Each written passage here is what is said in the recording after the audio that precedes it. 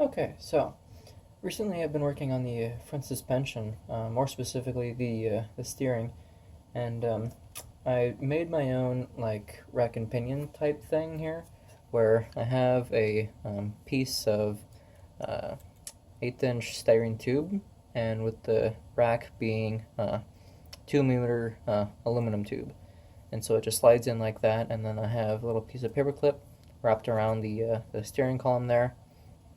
I've got some pretty intense bracketry going on here to make the outer tie rod and knuckle work.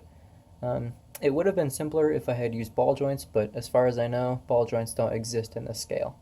So I had to make my own little hinge setup there and get creative. So that's what I got going on there. It does work, of course. So I'll just turn the wheel and I get that.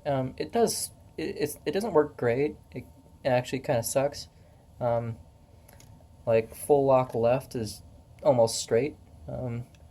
But whatever. It's a model. It's not really meant to be completely functional.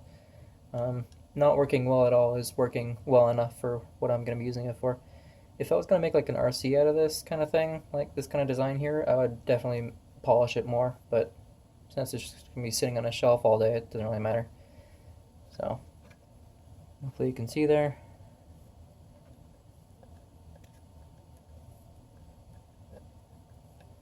So now I just got to make the other side. That's pretty cool. I had some pretty major change of plans here that involves shortening the wheelbase on this car, because the car in the game is like, in this scale, about roughly about 7/8 of an inch shorter than a stock Charger would. And my original plan was to keep the wheelbase the same as a stock Charger. But after thinking about it for a while, I realized that the shorter wheelbase version, which is like in the game, does make a lot more sense, because if you think about it, the whole front subframe is, fabricated together out of, scrap box tubing that came out of like a junkyard or something. And so it does make sense to have it shorter. So I think it'll actually be pretty easy to do that. It's just going to take a lot of work. So what I'm planning on doing is cutting this much material off so that the very end of the car is here.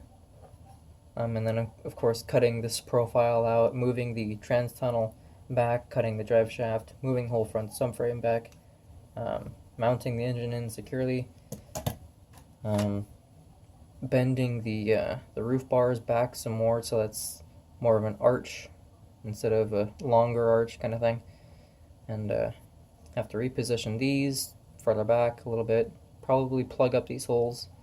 So it's going to be a lot of work, but it is easy, like I said. So I'm debating about doing that. It will make it look even closer to the game than it is right now, which is making me happy, but for the amount of work that's going to take, I'm not sure if I will or not.